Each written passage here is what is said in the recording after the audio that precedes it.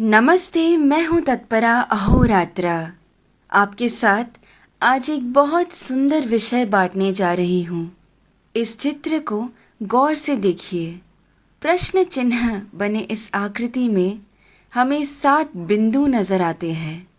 इन 7 बिंदु को 7 नक्षत्र माना जाता है। इन्हें सप्त ऋषि मंडल के नाम से जाना जाता है। ये सप्त नक्षत्र सप्त ऋषियों को दर्शाते हैं। इस प्रश्न चिन्ह के अंतिम भाग से शुरुआत करते हैं।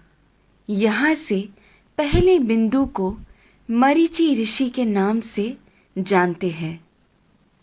उसके बाद में जो बिंदु है वो कहलाते हैं ऋषि वसिष्ठा। ऋषि वसिष्ठा की बाईं ओर आपको एक छोटा बिंदु नजर आएगा। ये बिंदु ही है अरुंधति। ऋषि वसिष्ठा के बाद आते हैं ऋषि अंगीरसा। फिर आते हैं ऋषि अत्रि। फिर दाईं ओर की तरफ मुड़ते हुए जो बिंदु आता है वो है ऋषि पुलस्त्य। उसके बाद आते हैं ऋषि पुलह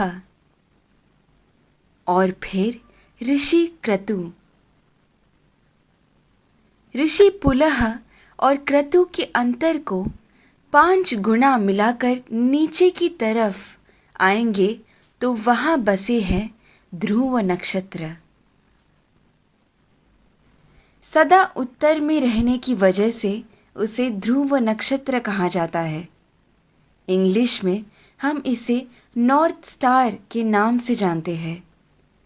बाल्यावस्था के ध्रुव नक्षत्र अगर उत्तर में बसे हैं तो वृद्धावस्था के अगस्त्य नक्षत्र दक्षिण में बसे हैं। अगस्त्य और ध्रुव नक्षत्र हमेशा उसी स्थान पर ही पाए जाते हैं। इन दोनों के बीच में मौजूद आकाश गंगा सतत घूमती रहती है।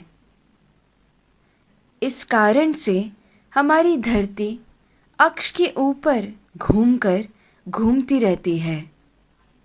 ये सच है कि सारा जगत भगवान के इर्द गिर्द घूमता रहता है,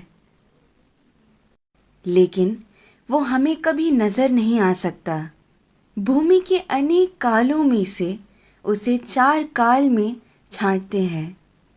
ऊपर नजर आ रहा पीठ के बल सोया हुआ प्रश्न चिन्ह के आकार में बना हुआ सप्त ऋषि मंडल हमें वसंत ऋतु में ठीक ऐसे ही नजर आता है। आगे बढ़ते हुए शिशिर ऋतु यानी ठंड के मौसम में हमें सप्त ऋषि मंडल ऐसे नजर आता है। फिर शरद ऋतु में जब सारे पत्ते झड़ने लगते हैं तब सप्त ऋषि मंडल हमें ऐसे पीठ के बल सोया हुआ प्रश्न चिन्ह के आकार में नजर आता है। और फिर ग्रीष्म ऋतु यानी गर्मी के मौसम में हमें सप्त ऋषि मंडल ऐसे शीर्षासन कर रहे प्रश्न चिन्ह के आकृति में नजर आता है। चाहे जो भी हो, जब हम ये सारे प्रश्न चिन्हों को एक साथ में देखते हैं, हमारे सामने एक विशेष आकृति हमें बनता हुआ नजर आता है। वही कहलाता है हमारा स्वस्तिक। स्वस्थ का मतलब है आरोग्यवान। स्वस्तिक का महत्व मेरे पिता मुझे हमेशा से बताते आए हैं, लेकिन हर क्षण प्रयोग में ला रहे इस स्वस्तिक का जन्म कहाँ से हुआ ये आज मेरे पिता द्वारा जाना, जो आप सभी में मैंने बांटना चाहा। ध्रुव नक्षत्र को देखते हुए हमें ये मालूम होता है कि हम पूरी जिंदगी जिस दिशा की ओर बहते जा रहे हैं वही है उत्तर दिशा। इसीलिए शायद हमारी भूमि पर भी दक्षिण में अधिक जल है और उत्तर की ओर अधिक ज़मीन है। इस विषय को इतनी सुंदरता से वीडियो के रूप में बनाकर आप सभी को समझाने का श्रेय जाता है मुक्ता जी को। धन्यवाद।